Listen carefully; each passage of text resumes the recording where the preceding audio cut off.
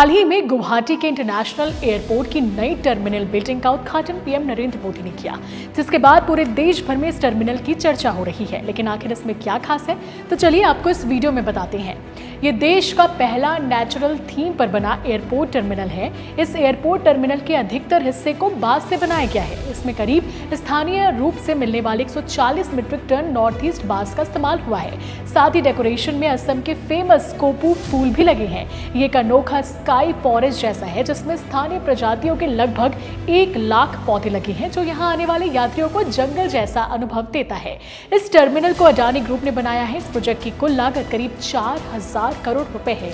इसमें रखरखाव और मरम्मत की सुविधाएं भी शामिल है। ये टर्मिनल लगभग 1.4 लाख वर्ग मीटर में फैला है और इसे हर साल 1.3 करोड़ यात्रियों को संभालने के लिए डिजाइन किया गया है। इस एयरपोर्ट को लेकर क्या कहेंगे, कमेंट जरूर करें और हमारे चैनल सीजी भास्कर को सब्सक्राइब और फॉलो करना ना भूलें।